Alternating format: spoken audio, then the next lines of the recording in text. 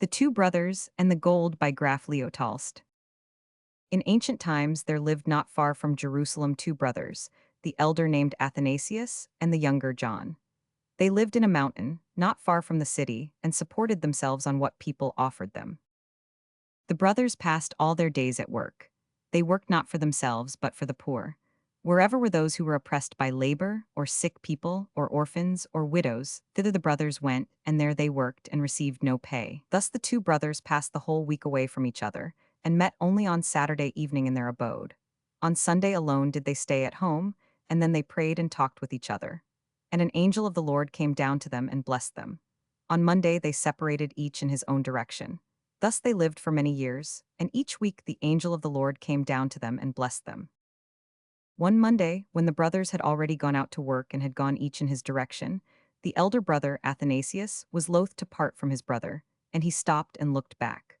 John was walking with lowered head in his direction without looking back.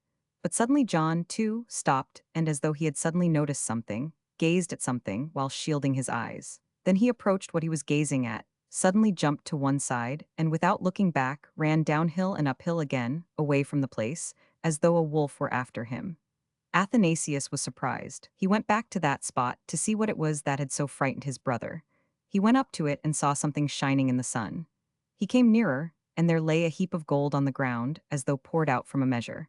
And Athanasius was still more surprised, both at the gold and at his brother's leap. Why was he frightened, and why did he run away? Thought Athanasius. There is no sin in gold, the sin is in man. With gold one may do wrong, but also some good. How many orphans and widows may be fed, how many naked people dressed, and the poor and sick aided with this gold? We now serve people, but our service is small, though it is to the best of our strength. With this gold, however, we can serve people better. Thus Athanasius thought, and he wanted to tell it all to his brother. But John was out of the range of hearing, and could be seen only as a speck the size of a beetle on another mountain. Athanasius took off his cloak, scooped up as much gold as he was able to carry away, threw it on his shoulder, and carried it into the city. He came to a hostelry and left the gold with the keeper, and went back for the rest. When he had brought all the gold, he went to the merchants, bought some land in the city, and stones and timber, and hired laborers, and began to build 3 houses. Athanasius lived for 3 months in the city and built 3 houses there.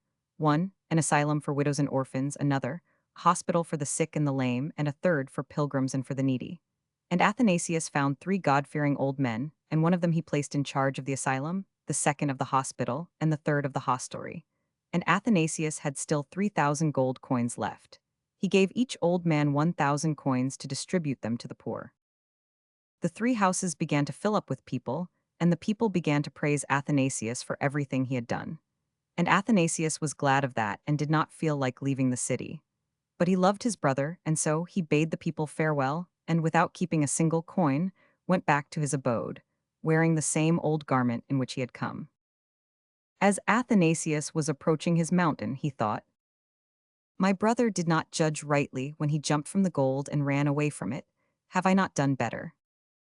And no sooner had Athanasius thought so than he saw the angel who used to bless him standing in the road and looking threateningly at him. And Athanasius was frightened and only said, "For what, O Lord?" And the angel opened his lips and said, "Go hence, you are not worthy of living with your brother.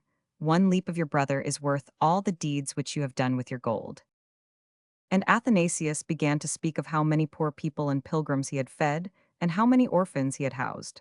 And the angel said, "The devil who placed the gold there has also taught you these words."